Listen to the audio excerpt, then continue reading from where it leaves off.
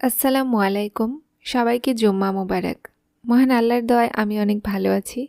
আর দোয়া রইল আপনাদের জন্য। আপনারাও সবাই অনেক অনেক অনেক ভালো থাকুন। চুলার উপরে আম্মু দিয়েছে গরুর তেল, আর এই তেলটাকে অনেকক্ষণ ধরে কষানো হচ্ছে। তেলগুলো কষাতে কষাতে যখন পানি থাকবে না, তখন এর মধ্যে শীতকালীন সবজিগুলো ঢেলে দেব। গরুর তেল দিয়ে রান্না হচ্ছে ফুলকপি, আর ফুলকপিগুলো ছোট ছোট করে কেটে নেওয়া হয়েছে। আমি অল্প অল্প করে ফুলকপিগুলো দিচ্ছিলাম, আর আম্মু গেছে নিচে গোসল করতে, আমাকে এগুলো দেখতে হবে। তো আমি এগুলো চটপট করে দিচ্ছিলাম। অনেক দিন ধরে আমার আব্বুর খেতে ইচ্ছে করছিল গরুর তেল দিয়ে কপি ভাজি। তো এই যে আমাদের কপি ভাজিটা তুলে দিলাম। আর আজকে আমার একটা স্পেশাল রেসিপি থাকছে, সেটা হচ্ছে টমেটো সস। শীত চলেই যাচ্ছে আর মনে হচ্ছে যে টমেটো আর কখনো পাবো না, কারণ শীত চলে গেলে তো আর টমেটো পাওয়াও যাবে না। এজন্য আমি ভাবলাম যে একটু টমেটো সস করে রাখি। এভাবে যদি সস করে রাখা যায় তাহলে ৫-৬ মাস অনায়াসে রাখা যাবে, এবং এই সসটা কিন্তু দোকানের সসের থেকে অনেক ভালো হয়। গতকাল আব্বু ২ কেজি টমেটো এনেছিল।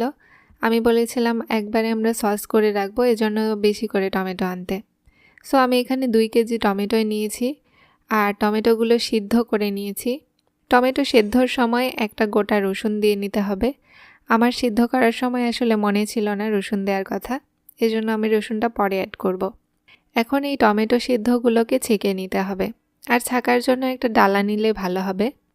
আমি যেহেতু একা একা ভিডিও করছিলাম, সো ২ হাত দিয়ে তো আর ফোন ধরা সম্ভব না, এই কারণে আমি টুলের ওপরে রেখেছিলাম। টুলের ওপরে রেখে আস্তে আস্তে আমি আমার কাজগুলো করছিলাম। টমেটোগুলো এমন ভালোভাবে ছেঁকে নিতে হবে যেন টমেটোর কোনো বীজ না থাকে। এই তো আমার পুরো টমেটোর রসগুলো বের করে নেওয়া হয়েছে, আর বিচিগুলো আমি ফেলে দিয়েছি। এবার আমি দিয়ে দিলাম কড়াইয়ে, আর আঁচটা থাকতে হবে মিডিয়াম আঁচ, এবং অনবরত এই টমেটোর রসটাকে কিন্তু ভালো করে নাড়াচাড়া করতে হবে, না হলে নিচে লেগে যাবে। আর যদি এটা পুড়ে যায় খেতে কিন্তু একদমই বাজে একটা স্বাদ আসবে। এজন্য গনগনে আঁচে শুধু নাড়াচাড়া করতে হবে, একটু পরপরই নাড়াচাড়া করতে হবে। আর আমি একটু দিয়ে দিলাম রসুনটা আমি বেটে রেখেছিলাম, ওই বাটা রসুনটা ঢেলে দিলাম, কারণ এখন বলক উঠবে। এই রসুনটা কিন্তু বলকের আগে দিতে হবে, আর সবচেয়ে ভালো হয় যদি আপনারা সিদ্ধর মধ্যে দিতে পারেন, যখন টমেটোগুলো সিদ্ধ করা হবে তখন। তো আমি এভাবে দিয়ে আস্তে আস্তে নাড়াচাড়া করছিলাম যেন রসুনগুলো গলে যায় সসের মধ্যে। আমার এই টমেটোগুলো কিন্তু খুব একটা টকও না, আবার খুব একটা মিষ্টিও না, মাঝামাঝি টাইপের। টমেটো সসের জন্য খুব পাকা পাকা টমেটো নিলে টমেটো সসটা ভালো হবে আর টক হবে না। আমি সিঁড়ির ঘরে রান্না করছিলাম, আর এখন যেহেতু বসন্তকাল, এজন্য চারপাশ থেকে বাতাস আসছিল। বাতাসের জন্য ধোয়ার জন্য আপনাদেরকে আমি ভালো করে হয়তো ভিডিওটা দেখাতে পারছি না। এই যে আমার আস্তে আস্তে কিন্তু বলক এসে গেছে। সসে যখন বলক উঠে আসবে তখন কিন্তু সসটা অনেক ঘন হয়ে আসে, এজন্য আরও বেশি নাড়াচাড়া করতে হবে। আশেপাশে ঘুরিয়ে ঘুরিয়ে নাড়াচাড়া করবেন। বাতাসের জন্য আমার চুলাতেও একটু আঁচ কম হচ্ছিল, কিন্তু যেহেতু আমি সব কিছু রান্নার পরে এই সসটা করছিলাম, এজন্য মোটামুটি টাইপের আঁচটা ভালোই ছিল। দোকানের সস কিনে খেলে কিন্তু পেটে ব্যথা হয়, কিডনি নষ্ট হয়, অনেক ধরনের সমস্যা হয়, যে কারণে আমরা সারা বছর আমাদের বাসায় বানানো সসটাই খাই। সবার উচিত বাসায় বানিয়ে সস খাওয়া, এবং প্রতিটা খাবারই বাসায় বানানোই উচিত বলে আমার মনে হয়। এখন দোকানের খাবারগুলোতে বেশিরভাগই ভেজাল থাকে এবং খাবারের মানও খারাপ থাকে, এজন্য বাসায় সসটা বানানোই ভালো। এখন আমি একটু দিয়ে দিলাম তেঁতুলের পাল্প করে রেখেছিলাম, তেঁতুলের রস, আর সাথে দিলাম একটু ফুড কালার দিলে দেখতে সুন্দর লাগে, এটা নাও দিতে পারেন, অনেকে মনে করেন যে দিব না। আর একটু দিতে হবে এর মধ্যে মরিচ গুঁড়া। এরপরে অনবরত নাড়তে থাকতে হবে, কারণ এখন ঝোলগুলো ঘন হয়ে এসেছে অনেকটাই, এবং চারপাশে যেগুলো ফেনা আছে এগুলোকেও আস্তে আস্তে নাড়িয়ে ভেতরের দিকে আনার চেষ্টা করবেন। চুলার আঁচটা কিন্তু মিডিয়াম রাখতে হবে, খুব একটা বেশিও না, খুব একটা কমও না, এটা মনে করে সসগুলো রান্না করবেন। সস কিন্তু রান্না করতে অনেক সময় লাগে, এজন্য একটু সময় ধরে রান্না করলে ভালো হয়। এই সসটা কিন্তু অনেক দিন থাকবে আর নষ্ট হবে না।